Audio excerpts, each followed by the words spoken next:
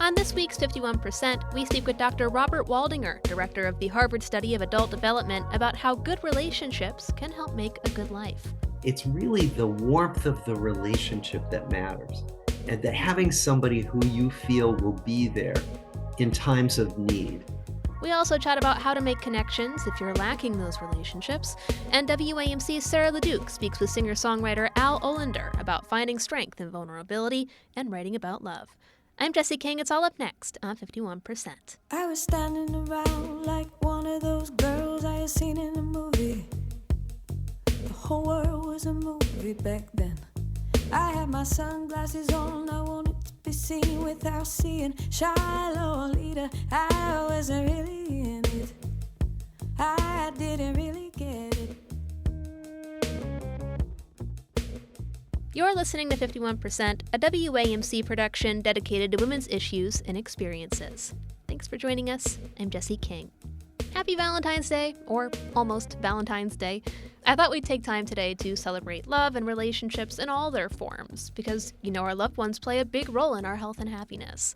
Our guest today would agree with that. Dr. Robert Waldinger is a psychiatrist and professor at Harvard Medical School, as well as the current director of the Harvard Study of Adult Development, which is thought to be the longest scientific study of human happiness. The Harvard study has been running since 1938, and it's been following a group of individuals as they age and have children, and it's even followed their children over the past 80-plus years.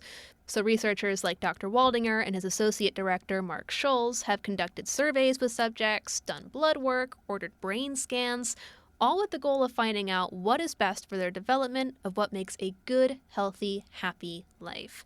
Dr. Waldinger has done TED Talks on this subject, and he and Schulz discuss some of their takeaways in their book, The Good Life: Lessons from the World's Longest Scientific Study of Happiness. Dr. Waldinger says good relationships were found to be one of the strongest factors to having a good life. So not money, not things, not traveling and seeing the world, good relationships. And knowing how to cultivate and maintain those relationships, he says, can be the difference between a life of stress and loneliness and, happiness. The people who were healthiest and lived the longest were the people who were more connected to other people as they went through their lives. So literally, the people who in their 50s saw more people, were happier in their relationships, those were the people who were more likely to be healthy and happy in their 80s. And at first we didn't believe it because, if you think about it, how could the quality of your relationships with other people get into your body and shape your health? So for the last 10 years, we've been working on that, and many other labs have been working on it too. Many other research groups have found this same finding. So we know it's not just in our study. It's studies of many other groups, many diverse groups of people. And every study finds that relationships are incredibly powerful for keeping us healthy as well as happy. So how do relationships help in that way? How does it, weave its way into your body and help make you happier and healthier? Yeah, well, the best theory we have, and there's some good research on this, is that relationships help us manage stress. All of us have stress in our lives, right? Right now I'm having a good time talking with you, but an hour from now, something really bad might happen and I'd be really stressed out. What we know is that if I have someone I can come home to and complain to, or if I have someone I can call and talk about this, I can literally feel my body calm down.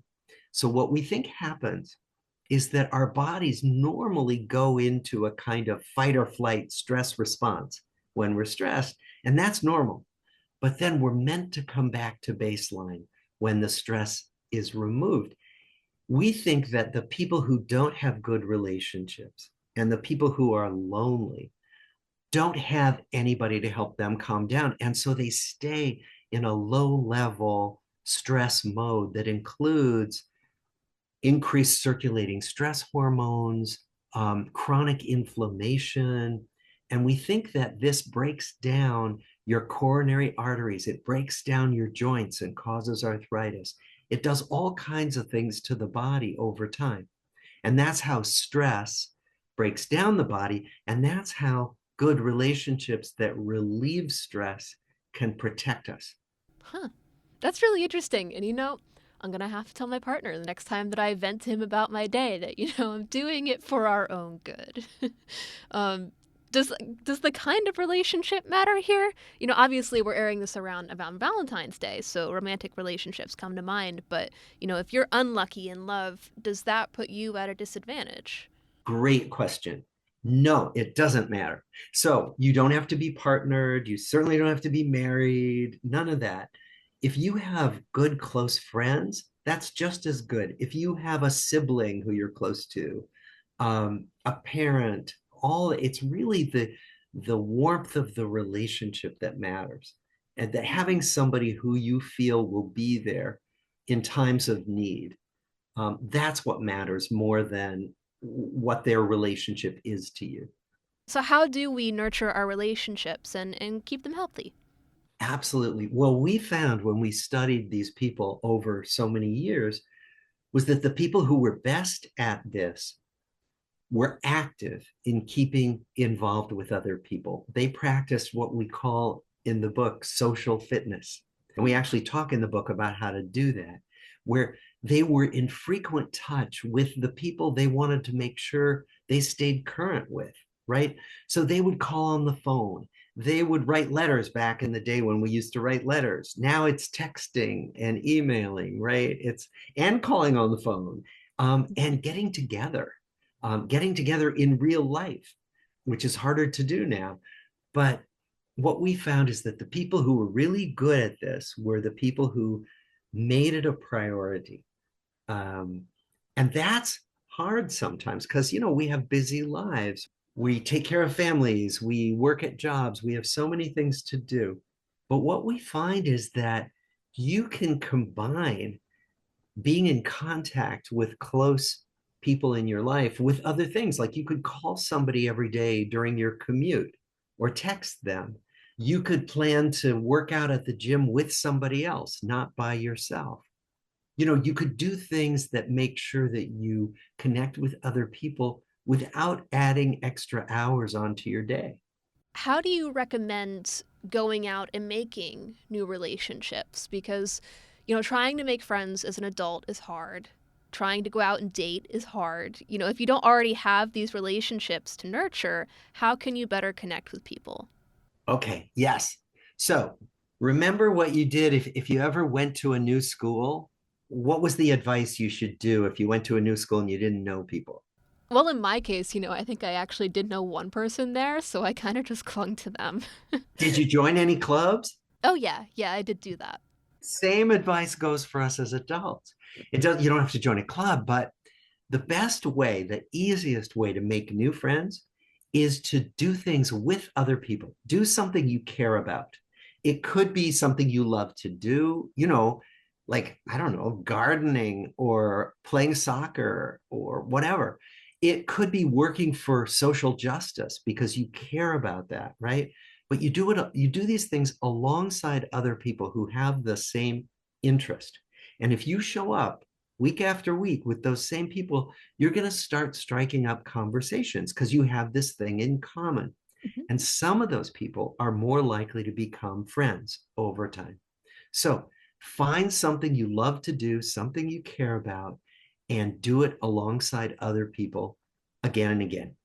How do you know if a relationship is, I guess, truly healthy? Like, how do you know whether it's improving both of your lives or draining you? Ah, yes. Well, it's kind of an overall check-in we have to do. Like, does this person mostly drain my energy? Or is it a mixed bag? Most of us in relationships have mixed feelings about other people, right? Like people annoy us and we care about them. We like things about people and there are things we don't like. And so it's really a balancing act. One way to check in about this is to think to yourself, if this person weren't in my life, how would I feel? And if on balance, it looks like it would feel better, maybe it's a relationship you can let go of. If you say to yourself, oh my gosh, it would be terrible if this person weren't in my life. Then we can spend time making that relationship better rather than stepping away from it. Your book talks a little bit about something called the WISER model for handling emotionally challenging situations. Tell me about that. Yeah, well, the WISER model is based on the fact that we're always filling in the blank with other people. So let's say someone says something and you think to yourself, why did they say that? Were they being disrespectful? Or, what was their motive? Or you get an email from your boss saying, see me tomorrow morning at 9 a.m. And that's all you get. And your mind goes wild, right? You don't know, why did they send that email? Okay, so the WISER model is just a simple way to slow things down. Rather than filling in the blanks and saying, oh, my boss sent me that email because I'm in trouble. Or that person said that thing because they hate me. The WISER model says, slow it down. The W stands for watch, meaning sort of watch the situation. Okay, why did this email come right now at the end of the day? Think about, okay, how am I interpreting? That's the I. How am I interpreting what's going on? And are there other ways to think about possibilities, other interpretations of why my boss sent that email?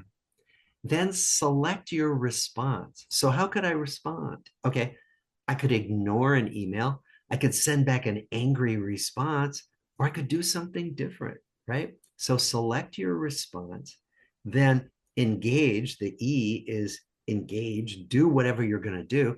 And then the R is see how it worked out. Reflect back and say, okay, this is how I handled that puzzling email this time. How did that work out? So the WISER model is simply a way to not fill in the blanks too quickly, to get more information, slow it down, choose our responses to puzzling situations, and then look back on how well it worked out this time. I like that, just to build that practice of slowing down before you panic. Exactly. And have you ever found yourself tempted to you get an email and it makes you angry and you start writing a nasty email back? So the WISER model says, okay, don't send that email. Stop, reflect, think about it, maybe sleep on it. The next morning, think again, okay, what would I like to have happen with this person, right? So there's so many points where if we put a pause in, it can be so helpful rather than just reacting immediately. Well, Dr. Waldinger, thanks so much for joining us today. Is there anything else from the good life that you'd like to share with us, about the study, about relationships, or just about happiness in general? Yeah. One misunderstanding is if I'm not happy, I'm not doing my life right. And, one of the things that's important to say here is that none of us is happy all the time. Happiness is a feeling that comes and goes. We can have a feeling that life is okay and we can be content, but none of us is happy all day long, every day. And that's okay. And I think that's one of the things we should just name, because there's this kind of relentless quest to be happy. And what's wrong with me if I'm not happy all the time? Well, nobody is. Dr. Robert Waldinger is the director of the Harvard Study of Adult Development and the co-author of The Good Life, Lessons from the World's Longest Scientific Study of Happiness. It's now in paperback, and you can find it at most major booksellers. To learn more about Dr. Waldinger's work, you can check out his website, robertwaldinger.com.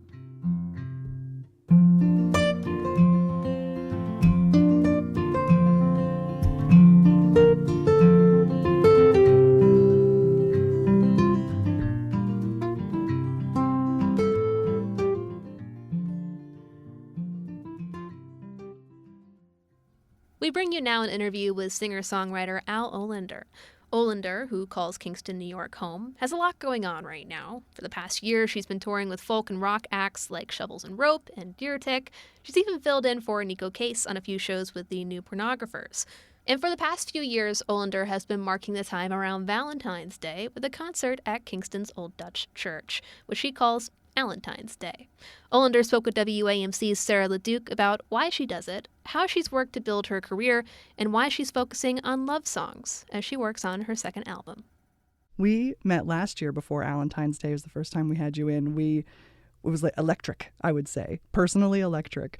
And then I attended Valentine's, which is a very special event. But for people who mayn't have heard that interview or mayn't have had yet the opportunity to see the magic at the Old Dutch Church, tell us how Valentine's Day began and what it means to you and what it is this year.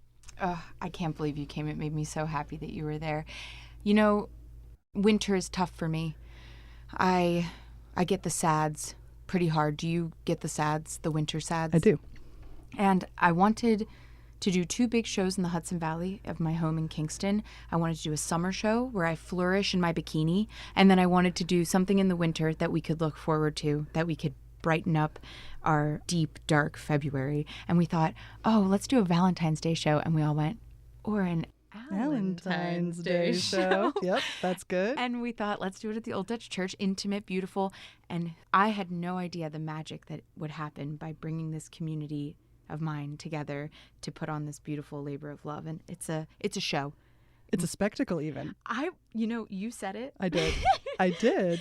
Our theme this year is Sweethearts of the Rodeo. So we've turned the Old Dutch Church into a saloon, a Sal with Al saloon. Mm-hmm. Do you guys get it? Yeah. Yeah. And we've decided to do some really like banging country songs and some lovers' quarrels in the church of desire and passion. And we've really put on a true something. We've been practicing, and I have this full band, and I want full denim, bandanas. I just want everyone to feel their cowboy fantasy, their rodeo fantasy. Bolos. Things are coming to me as if in a dream. Spurs. Oh, Spurs feel dangerous to me, yes, but yes, I'm sure people can handle them. Doled down Spurs. Yes.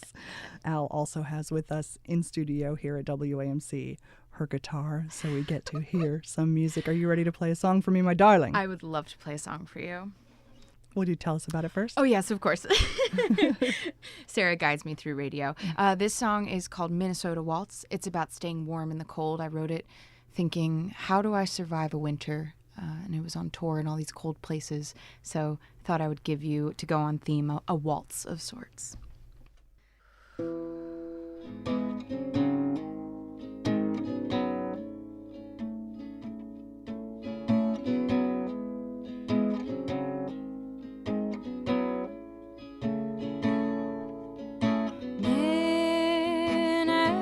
Minnesota's cold, and I barely got the bones for it. And I've been feeling bold. I'm afraid that I'm too old for this, but I'll be feeling better with just a change of weather.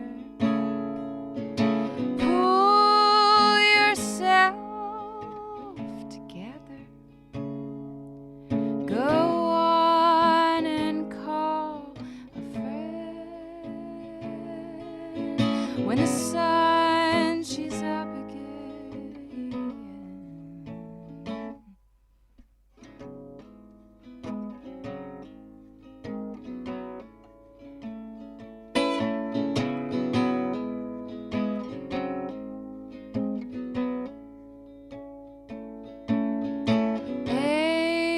April going west, I let her get the best of me.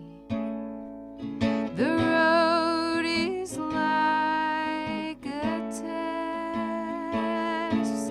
This memory fails me naturally again, but I'll be feeling better with just a change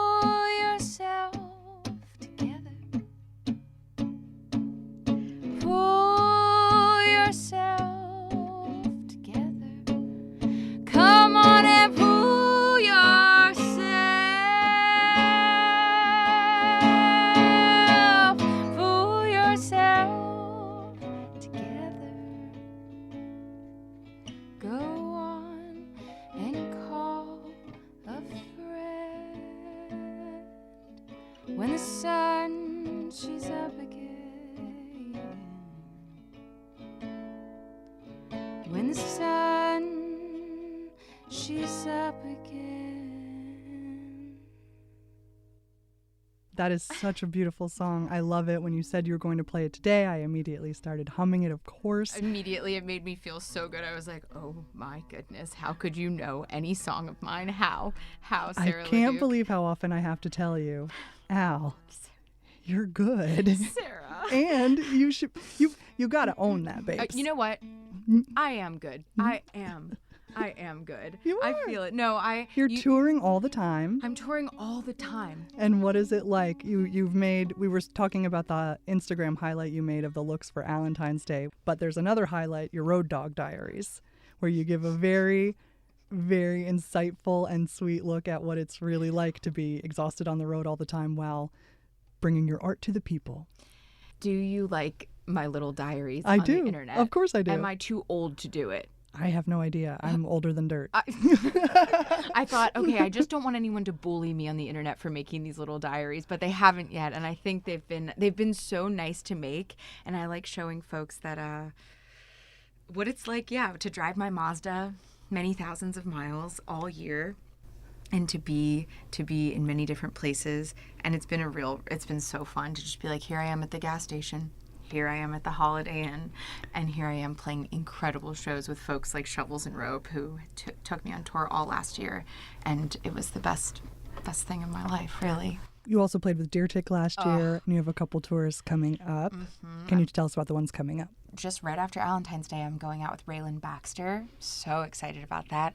And then at the end of March, starting April, I'm out with John Moreland, and those are just some... I can't believe I get to say that. How do you become the opening act for one of these tours? Isn't that the question everyone wants to know? I think it's a combination. It's a combo meal. It's having an amazing team, which I have, who advocate for me. It's putting myself out there. It's seeing tours and saying, I want that. And it's saying, I want that for a year. I wanted to tour with Shovels and Rope for 2 years. I asked, submit me.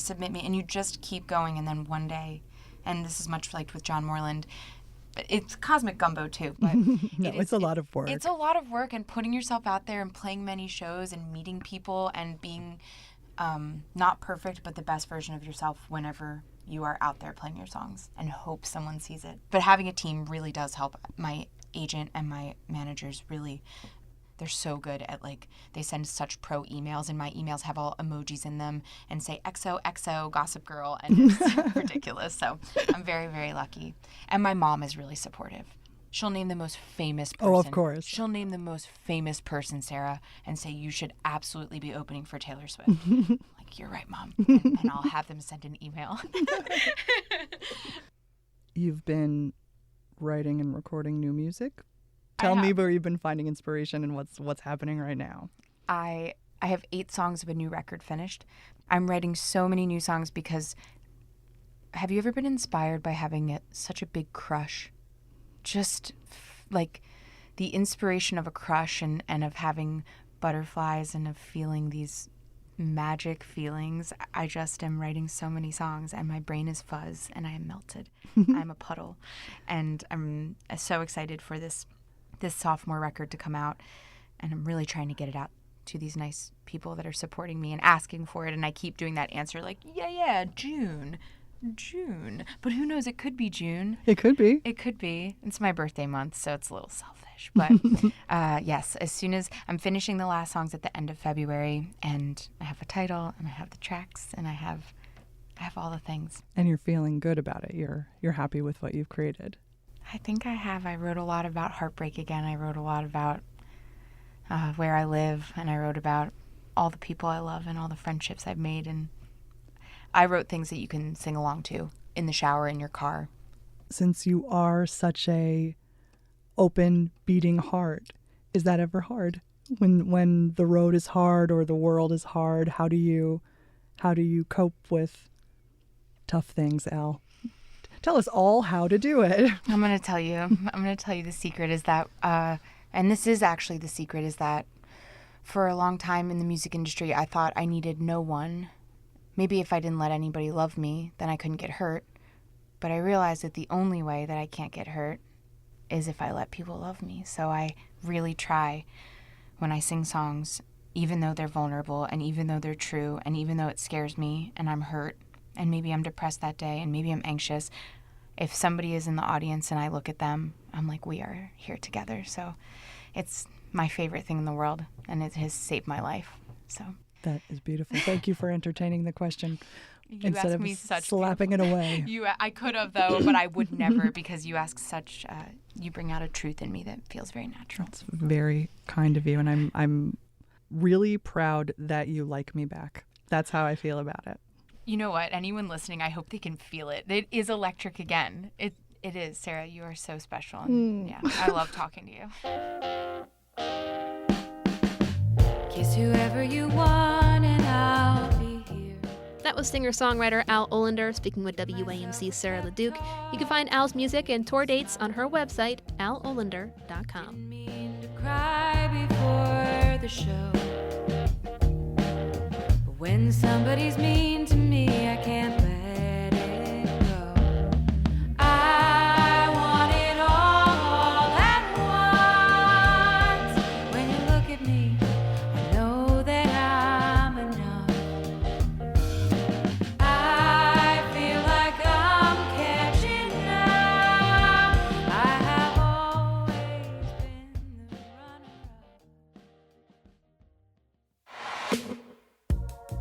runner-up. Thanks for joining us for this week's 51%. 51% is a national production of WAMC Northeast Public Radio in Albany, New York. It's produced and hosted by me, Jesse King. Our associate producer is Madeleine Reynolds, and our theme is Lolita by the Albany-based artist Girl Blue. Just a reminder that you can listen to 51% anytime at WAMCpodcast.org or wherever you get your podcasts. And you can stay in the loop on all of WAMC's shows by signing up for our weekly newsletter, Airwaves, at WAMC.org. We hope you'll join us next week. Until then, I'm Jesse King for 51%. I was every single girl, I was nobody else, I was so sure of myself. I was 15 and a half, he was a hollow laugh. And I lost my cool somewhere along the way. The nightmare down the hallway, I had to learn how to look away. I lost my cool, no electricity, hot rain on the concrete, sweet melting little